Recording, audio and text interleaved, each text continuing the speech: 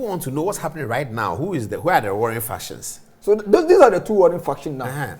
This and RSF this, they are the two warring factions. Where do all these people stand? Are they in support of one or the other? So now, these ones have not decided to take any sides. But the fact is that the fighting is almost... So the ceasefire is between them and them. The regular army and the rebel army. Yeah. Now, which one started conversations with Russia? Let's come to the proxy. That's the story. So we'll get to that part. But let's do it quickly because we want to know who started the conversation with Russia. Is it the rebel or the regular army? No. To give Russia a base. RSF started the negotiation. He started, but he's not the government, legitimate in terms of... No, but you see, he has financial... In terms of political legitimacy. He has financial independence. That is what antagonizes the Sudanese military itself. Why? So we need to look at their numerical strength and you get what I'm saying. Whose numerical strength? Of the two forces. And who has more? But numerical these days is not as important as firepower. It is important in this equation. But firepower is more important. No, it is important in this equation. Okay, explain to us. The Sudanese armed forces, in its entirety, has about, what do you call it, 109,300 forces, right? In the military? In the military. That's a lot. And it's probably bigger than Ghana. Because of the past civil wars they had. And they have a reserve of 85,000. Yeah. Then he initially had about, I think, 5,000, later expanded. But because of the Saudi alliance coalition invading Yemen, he had to send some of his fighters over there.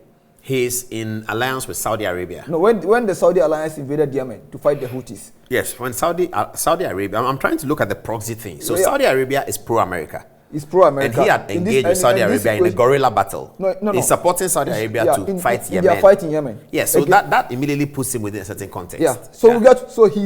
So he sent 40,000 of his soldiers to fight. And that's how come the alliance between Saudi and UAE was formed. That's how come they come into the picture. Okay. But all of a sudden, by getting towards the previous 2 years, he expanded to 100,000. Which is significant. Which is equal match. So he has very significant. Near parity to the army. In numbers, but that's not firepower. No, I'm building. Okay. So now he needed two things to create an entire military unit of his own. He needed an air base and then a naval force to become fully autonomous army of armed forces of his own. Okay. So by trying to bring Russia into the picture and granting help them a him base build a naval force. Sudan, that would give him access to I see. But this does it continue to the Suez Canal? Yeah, it continues. It continues to the Suez Canal. Around the Red Sea. So the Suez Canal then descends into this area. If a vessel is from the Suez Canal and is going to Asia, this is where it will go, isn't it? Yeah. This is where the thing was taking place. The Somalia issues. Yeah, around this route. Yeah, it's around this route. But then, aside needing access to the sea, he needed an air base. And so he started redeploying his forces. And they decided to storm this particular military base, Merowe. To take over? To take over. It's an air base? An air base. And had he gotten that, he would have now pursued his attempt to build an air force of his own. Okay, so now I'm interested in the Russia angle. We'll come to the air force. So he wanted Russia to come in to help him to build a naval base. Russia needed a base. Yes, in that region. In that region. Yeah. And he also needed the sea. He needed a naval power force. A quid pro quo. So it's mutual. Yeah. But as soon as you engage with Russia, internationally, there's a problem. A red flag will come. Okay. So that's what must have brought America in and saying that we'll not allow you to have Russia here. So America then probably is going to the regular army to back them, and that's how the fighting may have started. I think, you see, initially Sudan's always been anti-American under Omar al-Bashir. Yes, I get that. So they felt that they could be losing a chance by trying to, the alliance with the military. But what really created the war itself was when he attempted to capture this particular air base. No, are you suggesting that the regular army was unconcerned when he was creating a sea base? No, when he was creating a sea base, they noticed. And they are but unconcerned? You needed a trigger. You can't just... Okay. So when he made... So you don't see the war as proxy. You don't see America not wanting Russia here is the reason why the military have been empowered. That is the factor. But the domestic factor itself allowed this to become an issue. But in proxy matters, there's always a domestic trigger. So you see, we need to understand the immediate cause of the war as against the remote cause. So the immediate cause was when he decided to capture this particular air base. Yeah, I get it. And that will have given him But then we need to look at the foreign actors involved. It is not just America. Okay, who are they? Because we have Egypt as a factor. Yeah, Egypt is still America. No. But then Saudi is America. No, in this case, Saudi is against US in this equation. Which equation? The Sudan equation? The Sudanese equation. How do you know that? Are they supporting the rebel group? Yeah. And that's where it becomes so murky. So when you look at between the two of them, He enjoys support from Russia. This is the rebel man. Yeah. Okay, but he looks nicely dressed like a regular army. And it seems he's even of Chadian origin. He's of he looks, but the border, therefore, you get that kind of thing, yeah. So he enjoys support from Russia, United Arab Emirates, Saudi Arabia, and Israel, and then the Egyptian army, the Sudanese armed forces, equal support from USA, Egypt, and Israel. Then it's a big war because if you have American allies like Saudi Arabia and UAE out of this and supporting this one with Russia, that's a concern for the United States. And that is because that's a big concern for America. They are more concerned about political Islam. You realize after the Arab Spring, most of the parties that did well in post-Arab Spring elections were Islamist parties. Yeah, correct. We've seen America and these countries deliberately undermining those countries. We saw America endorsing the coup in Egypt. We saw America endorsing the current hostile takeover of power by Kais Essebsi in Tunisia. And they only come and issue feeble remarks here and there. But then, but Libya, America is in control of Libya, isn't it? Libya is divided, so the eastern government is backed by Russia and Egypt and UAE, and then the Tripoli. So in Libya, Egypt is with Russia. Yeah, that's interesting. And and then it becomes more murky when you look at the map itself. So this is where Sudan sits, and now you see here is Benin. Yeah, Libya is Benin. I agree. And what do you call this guy? Haftar control this part, eastern part. So in any alliance between Haftar, Wagner, and RSF could increase the chaos here. And we are talking about northern Sudan. No, we are talking this is South Sudan. Oh, that's South. So this is all Sudan. This is all Sudan. Okay. But then within this portion also, you have Darfur, where the rebels were equally active. So okay. they decide to depend on where they stand. But the picture you are painting suggests that the rebel group will be stronger if the fighting were to resume. But the strongest of all the rebels group is what do you call it? The leftover of the Saudi movement, the secessionist movement. But they are also. So you're going to have an alliance between that group, the leftover. You're going to have the Eastern Libyan, Wagner, Russia supporting all in Sudan. Okay. Then you're going to have Egypt is with the US, and you have Russia in there as well. So if the fighting were to resume and America does not heavily deploy, it would appear that the firepower will be with the rebels. And Russia may secure the longer it takes, but the longer it takes, the more advantageous it becomes for the Sudanese armed forces. That's true. Between the two units, the Sudanese tend to see the army as a national institution. They only declare that it's a political actor, so they prefer it goes back to the barrack. But for the RSF, they dislike it totally. Yeah, I get it. I get that. And then because are they Islamic, the RSF? The RSF is born out of. Do they present themselves as an Islamic orientation? Well, as a Muslim country, Islam is always a factor. Why is African Union in all of this? African Union has always been dormant. It has never been active. They said nothing? No, it may not be active because they don't have what Nkrumah was calling for the high command.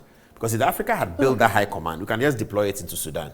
You see, it's not about deployment. The way in manner in which African Union address issue is always reactionary, not proactive. And they allow that's because they don't have the resources.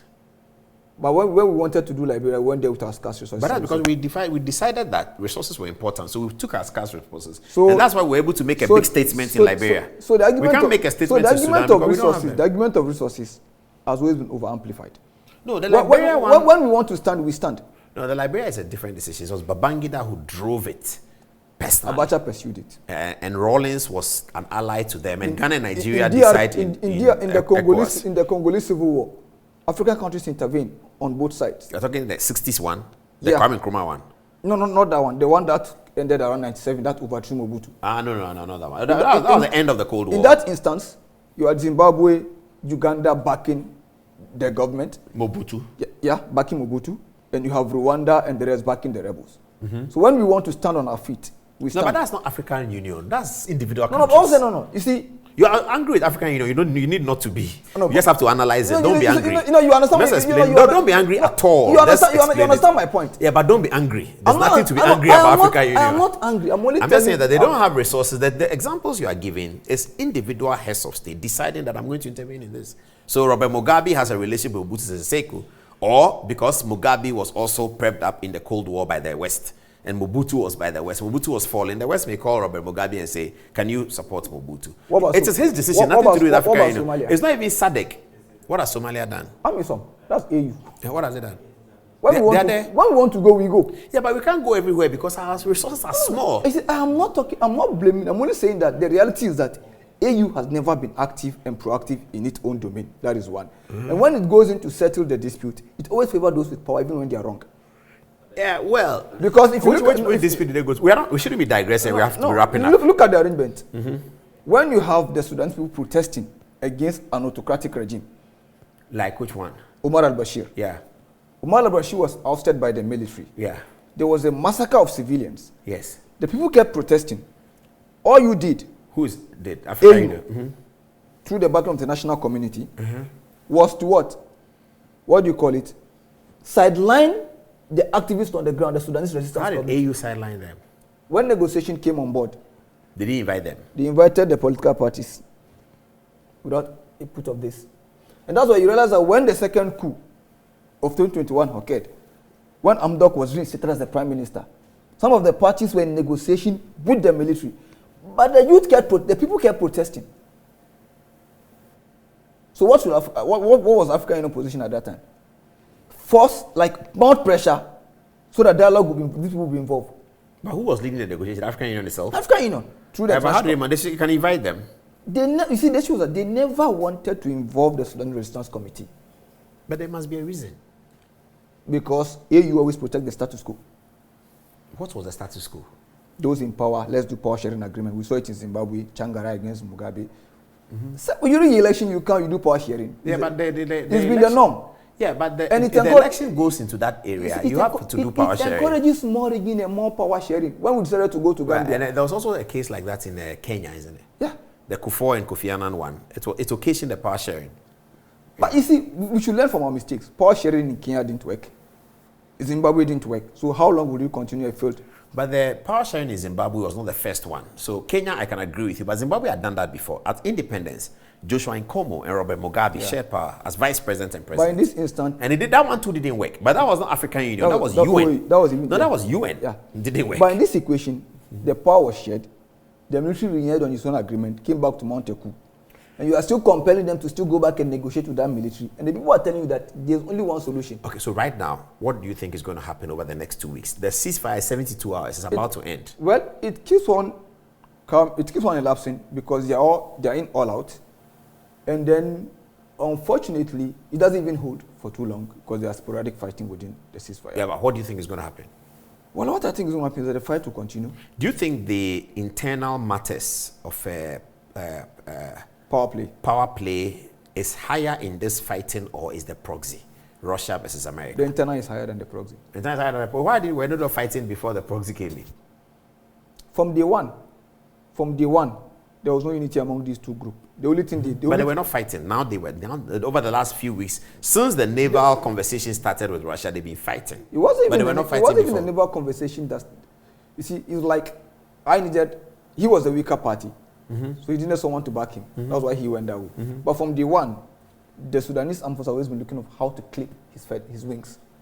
Well, fair enough. I'm asking you that where is the war going to? You said it's domestic. And I'm saying that if it's domestic, they would have started fighting before. But as soon as the international came in, they are fighting. Is now that the leading Islamists who were ousted in power have been broken out of jail. You mean Omar al-Bashir's people? Yeah. They have left jail? Yes, the jail was but Omar al-Bashir is still in jail? He is in the military hospital.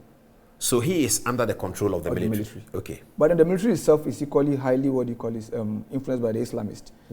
And now, if Burhan decides to compromise in any negotiation that legitimize, the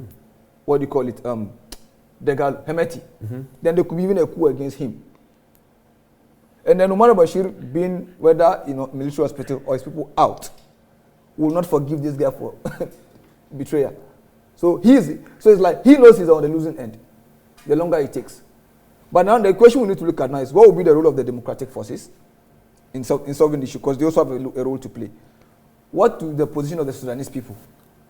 And then what will be the decision of these rebels the longer the fight takes? Because initially they were part of FFC. So you think that the longer the fight takes, these people are losing? He will lose. The Russian people are losing. If they have to win quickly. Yeah. But if it drags on... And that is why he threw the first blow. It drags on longer, they are losing. Yeah. Let's look at it another 2 weeks and see, because it's now past 11, it's 6 minutes past 11. Let's